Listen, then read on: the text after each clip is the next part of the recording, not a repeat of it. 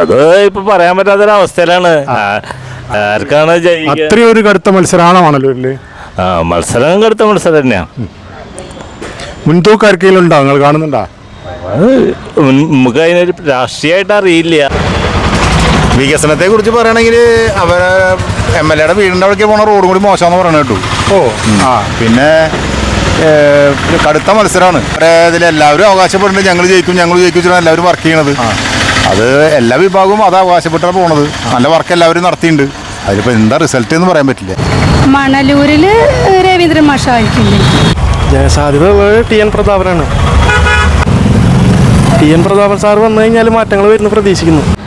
ശക്തമായ തിരഞ്ഞെടുപ്പിനെ കുറിച്ച് പറയുകയാണെങ്കിൽ മാഷ് തന്നെയാണ് ഇപ്പോൾ ഇവിടെ മുൻതൂക്കമുള്ളത്. രവീന്ദ്രൻ മാഷ്ക്ക് ഉള്ള സ്വീകാര്യത വേറെ ഒരു സ്ഥാനാർത്ഥികൾ ഉള്ളതായിട്ട് എനിക്ക് തോന്നുന്നു. എന്തായാലും പ്രതാപൻ ജയിക്കും, അത് തന്നെയാണ് അഭിപ്രായം. പ്രതാപൻ ജയിക്കുന്നതിൻ്റെ വിശ്വാസം. പ്രതാപൻ തന്നെയാണ് പേര്, പുള്ളിയുടെ പേര് TN പ്രതാപൻ.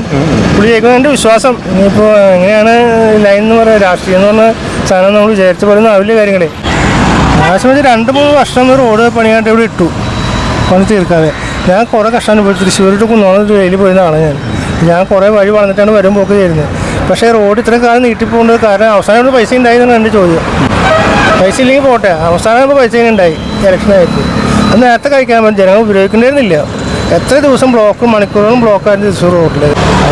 എനിക്ക് ഇതിനെപ്പറ്റി, രാഷ്ട്രീയത്തിനെ പറ്റി എനിക്ക് ഒരു അറിവുള്ള കൂടുതലല്ല. ഇപ്പം അടുത്തിടെയായിട്ട് ഇങ്ങനെ സംസാരിക്കുന്നു, കേൾക്കണു.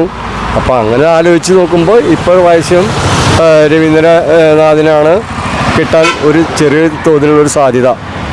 അതറിയാൻ പറ്റില്ല. വോട്ടിപ്പോൾ നല്ല ടൈറ്റായിട്ട് പോയുള്ളൂ. അതറിയില്ല എന്താ നല്ലത്. എന്തായാലും ജയിക്കണവർ ജയിക്കട്ടെ, അത്ര പറയുള്ളൂ. ഇവിടെ പ്രതാപൻ ജയിക്കും, 90% പ്രതാപൻ ജയിക്കും തന്നെയാണ്.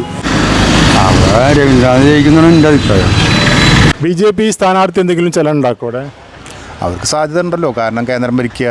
പിന്നെ ആരും ഇതുവരെ അവർ അങ്ങനെ ഭരിച്ചിട്ടില്ലല്ലോ. കിട്ടിക്കഴിഞ്ഞാൽ എന്തെങ്കിലും ചെയ്യുമല്ലോ, അടുത്ത പ്രാവശ്യം കിട്ടാൻ വേണ്ടിയിട്ടുള്ളൊരു ശ്രമം. എത്രത്തോളം മുന്നേറാൻ കഴിയുന്നുണ്ട് BJP സ്ഥാനാർത്ഥിക്ക്? അത് നന്നായിട്ട് സാധിക്കും. കാരണം വെച്ചെങ്കിൽ ജനങ്ങളിൽ കണ്ടമാനം ഇത്രയും വർക്ക് നടക്കണത് കണ്ടിട്ടില്ല BJP. ഈ രവീന്ദ്രനാഥിനെയും അതുപോലെ തന്നെ TN പ്രതാപനെയും പിന്തള്ളിയിട്ട് BJP സ്ഥാനാർത്ഥി മണലൂർ മണ്ഡലം പിടിച്ചെടുക്കാൻ സാധ്യത ഉണ്ടോ? അങ്ങനെ ചോദിച്ചാൽ പറയാൻ പറ്റില്ല. അതൊന്ന് നടക്കണ കാര്യം നടക്കുന്നത് പറയാൻ പറ്റില്ല. നമുക്ക് അതിനെക്കുറിച്ച് വ്യക്തമായിട്ട് അറിയില്ല. 2024 ലോക്സഭാ തെരഞ്ഞെടുപ്പ് മണലൂർ മണ്ഡലം സുരേഷ് ഗോപിൻ്റെ ഒപ്പം BJP ഒപ്പം നിന്നിട്ടുള്ളത്.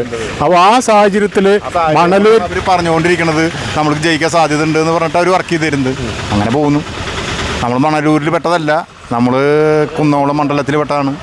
അത് നമ്മൾ ഇവിടെയാണ് വണ്ടി ഓടിക്കുന്നത്. കാര്യങ്ങളൊക്കെ ആകുമ്പോൾ നമുക്കത് പറയാൻ സാധിക്കുമെന്ന് മാത്രം. ഞാൻ അവർ വർക്ക് ചെയ്യുന്നുണ്ട്. പിന്നെ ഒരു ചേഞ്ച് ആവേണ്ടതാണ് ശരിക്കും. എന്നാലും BJP നല്ലൊരു മുന്നേറ്റം ഇവിടെ ഉണ്ടാവും. നല്ലൊരു മുന്നേറ്റം ഉണ്ടാക്കും.